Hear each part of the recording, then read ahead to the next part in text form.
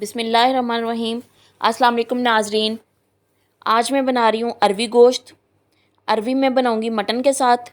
Mutton लिया है मैंने 1 किलो, अरवी ली आधा किलो, प्याज 2, टमाटर 1, लहसुन अदरक का पेस्ट 1 बड़ा चम्मच, सब्ज़ मिर्चें 3 से 4, 1 लीमू का रस, नमक 1 चम्मच, सुरख मिर्च 1 चम्मच, पिसा सूखा धनिया 1 चम्मच, हल्दी आधा चम्मच, गरम मसाला आधा चम्मच, काली मिर्च 1/4 चम्मच। अरवी मैंने छील के काट ली है। कुछ लोग इसको नमक लगा के रखते हैं थोड़ी देर के लिए और उसके बाद मल के धोते हैं तो इसकी जो लेस है वो ख़त्म हो जाती है। ये आपकी अपनी चॉइस है। अगर आप नमक लगाना चाहें तो लगा लें। अगर नमक लगाए बगैर इसको पकाते हैं तो इसमें से थोड़ा थोड़ा नहारी का टेस्ट आता है लेस की वजह से। बहुत मज़े का बनता है सालन।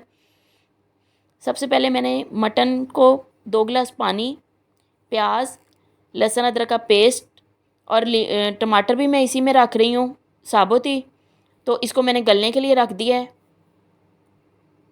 जब तक गोश्त गलेगा टमाटर का भी गल जाएगा और उसका छिलका मैं उतार लूँगी।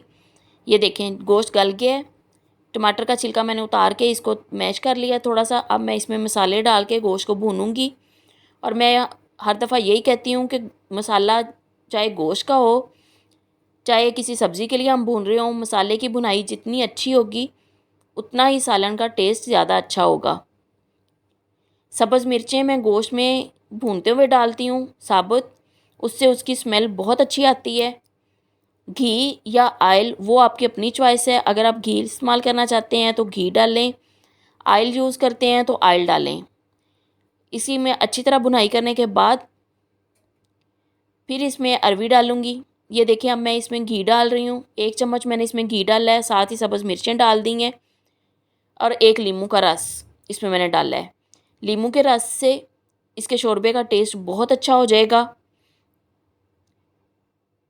ये देखें मसाला भुनने के बाद अभी इसकी मज़ीद मैं भुनाई कर रही हूँ।